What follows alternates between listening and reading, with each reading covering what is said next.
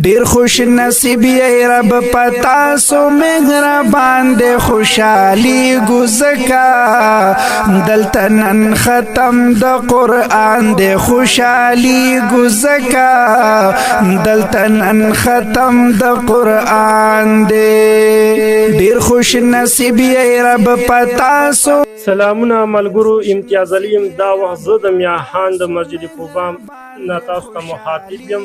دلته زموږ د کلي دپاره نن ډېره د خوشحالۍ خبره ده. ولې دلته چې کوم دی 19 ماشومان زده کوونکي هغه به ناظرې سره قرآن پاک ختم کړي، او کوم چې 5 ماشومان دي هغه به حافظ قرآن جوړ شي. دغه دستوره نن چې دا هغه جوړه کړې شوې ده هغه به موږ تاسو سره شریک کوو.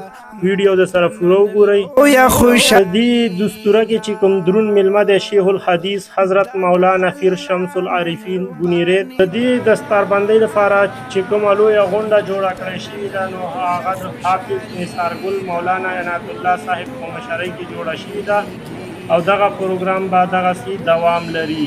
د پروګرام انعقاد باقاعده د قرآن پاک د تلاوت نه وشو، کوم دپاره چې قاري ابرار الله صاحب کړو.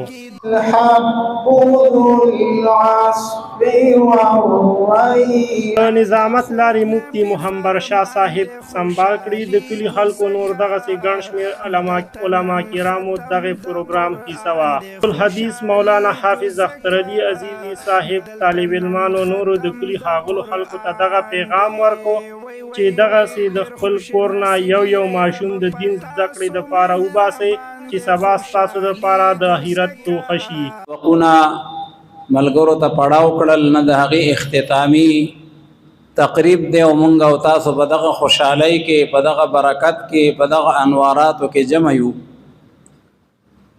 او بیا د هغې سره سره زمونږ ورور جناب حافظ نثارګل صاحب او د دستاربندۍ په موقع نعتخوانانو خپل خواږه نعتونه د زده کوونکو دپاره پیش کړل چې په هغې سره د پروګرام خوند یو په دوه شو.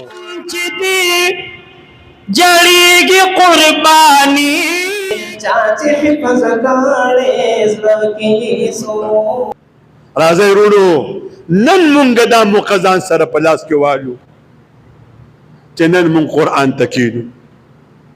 علما کرامو د داسې مجلسونو برکت او فایدې بیان کړي. پروګرام اختتامي دعا درون میلمه شیخ الحدیث حضرت مولانا شمس العارفین صاحب وکړه.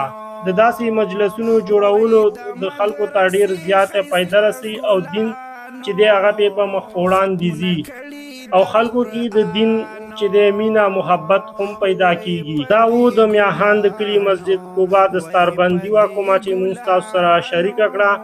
خو زما ټولو ملګرو ته یو دا ریکویسټ دی چې څوک هم زما دا ویډیو ګوري نو زموږ اسلامک سټیټمنټس پاکستان چینل او پیج د سره ضرور لایک کړئ. چرته مو یې الله مو ښاد آباد ساته.